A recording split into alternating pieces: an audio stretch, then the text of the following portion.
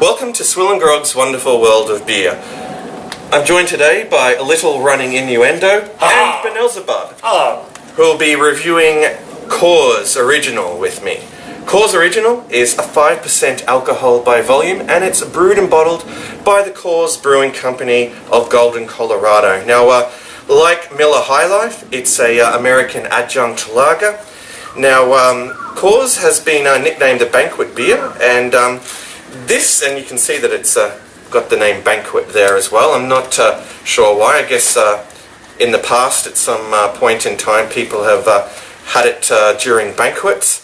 But it was actually first introduced by a German immigrant, Adolf Coors, in 1873. So that's well over 100 years ago. Actually, that's 140 years ago, as a matter of fact. Now, it is brewed with a 100% Rocky Mountain water, so that should make it mighty tasty. I would think. And as you can see, it comes in a 12 fluid ounce or 355ml brown bottle, so it's good to see the brown bottle there. Now, I can actually recall trying Coors about a decade ago, but that was the first and last time. I remember it being alright, but yeah, like I said, that was a long time ago. I was a completely different person then. Anyway, I think it's high time that we get stuck into this. What do you say? I think I might have to summon someone. You may have to summon somebody. I think we need another to help us out with this, because of the Rocky Mountain water. It's just. I mean, it's so cold and wet and running down the mountain. Okay. So, well, summon away. What I'll need to do though is we'll need some very special talismans. So here, little running innuendo. You must hold this talisman, and Dave, you must hold this talisman. Ready?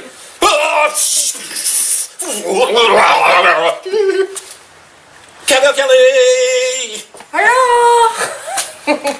Didn't we see you in the last review? You did, and I'm back. I've got your horse. You've returned. There's my horse. And here's the cow that you didn't find in your drink. That's right, thank goodness.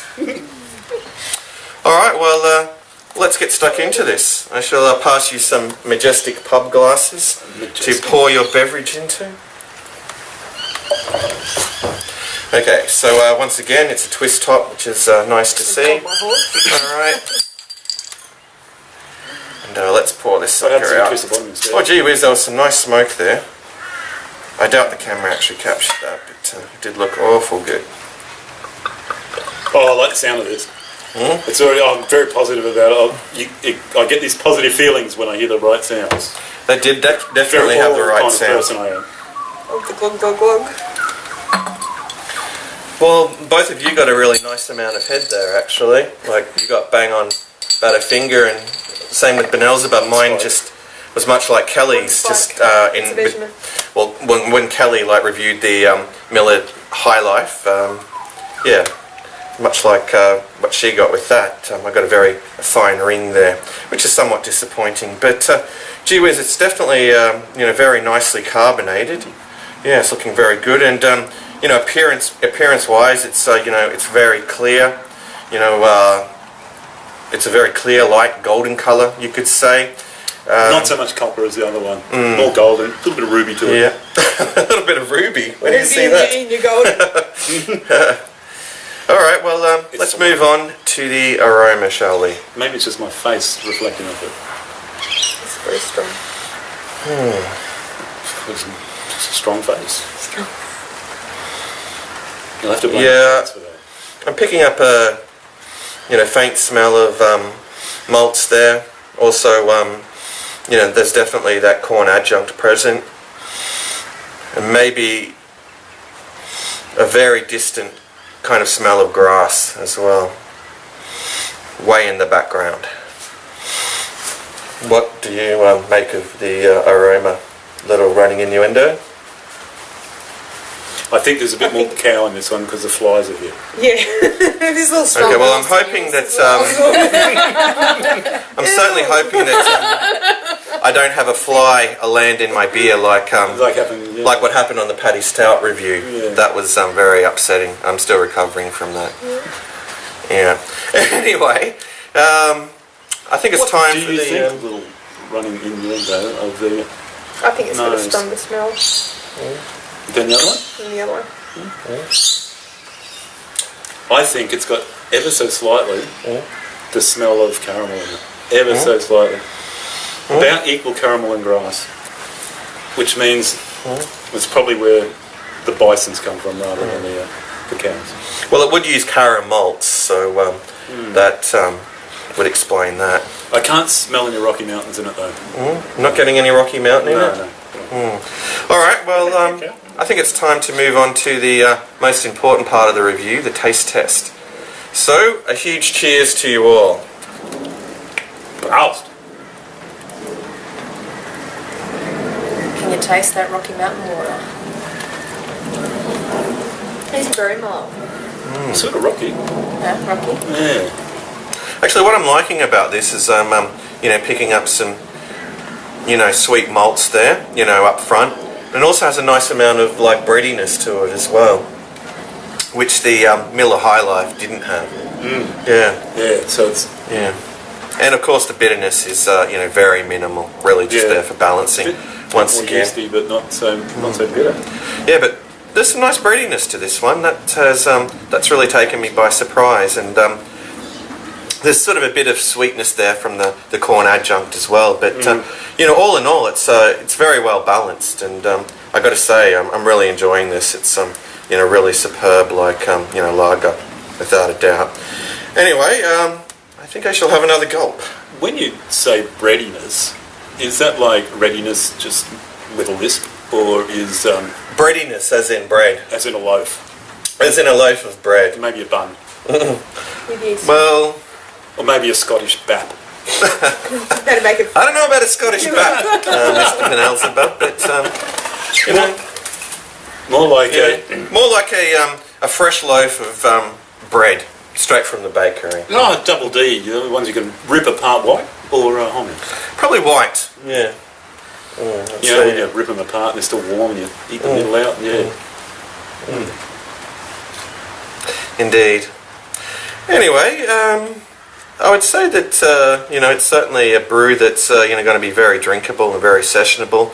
Once again, a carton of this isn't going to last very long, and I must say that I'm very disappointed that this isn't a brew that's widely available in Australia, because I think it would do very well up against Budweiser or Miller Genuine Draft. So, what are your thoughts, Mr. Benelzebub? I think it's probably a little bit sort of more fulsome than the Miller's High Life. The Miller's High Life was definitely summer, cut the mucus off the back of your throat. This is sort of more light to medium. Yeah, this has got a little bit more medium on it, and I think it's probably because of the distance it has to fall down from the Rocky Mountains to get to California. Yeah. It's probably well experienced by the time it gets. I'd say that it has to come down to that, that Rocky Mountain water. But there is definitely a larger complexity of flavours in this, but it's also still a fairly summery, drinkable beer. This is probably, I would say, we're in autumn now, and it's still quite warm here in this particular climate, because we're out in the prairies in Kansas, I believe, somewhere like that.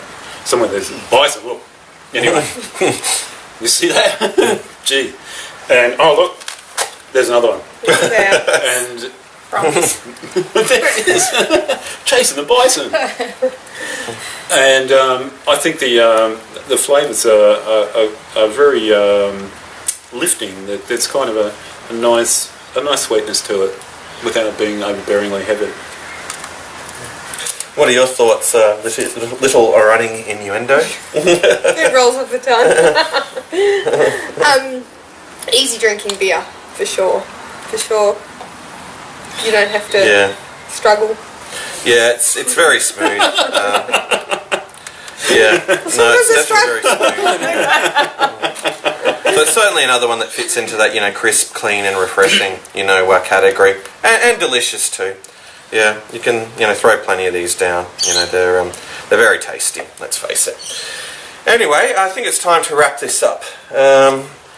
What would we give it in terms of a score out of 10? I'm going to add a little bit more to the last one because of its extra flavour kind of spectrum. Oh. That's my big word for today. Well, I'm going to use the whole phrase actually. Flavour spectrum. So I think it's going to have to be a 7.66. 7.66. I'd actually be more than happy to give this an 8. Actually. Yeah, I'm pretty impressed with it. It's nothing extraordinary, but it's a solid lager. Yeah, it's definitely solid. And what are your thoughts? Little running innuendo. I agree. It's better than the other one. So this time I think probably I agree with the 8. Yeah, 8. We'll go with the 8. Go Kelly. I'm going to have to say go against the grain here and say that I'd like to give it a 7.5, so slightly less than I actually gave the previous beer. Do you feel that's because it's got more of a corn syrup kind of flavour? I did like the really lightness of the previous beer. Whilst this isn't a heavy or a bitter beer, I think it just has a little bit more bitterness and a little bit heavier than the previous beer. But it's ever so slight, you know. Yes, I mean, it's very slight. Yeah, it's ever so slight. I can definitely see where you're coming from. And just has a little bit more body to it. Okay, so we have 2 8s, a 7.5 and a 7.66, which makes it, that weights it up. That's going to be like a 7.93. 7.93. Okay, well there you go, folks. 7.93 for Coors Original, or Coors Banquet Beer as it's sometimes referred to, or just simply Coors. Anyway, that does bring us to the end of another Swill and Grog beer review. Thanks for joining us, and until next time, fare thee well, or Proust! Cheers.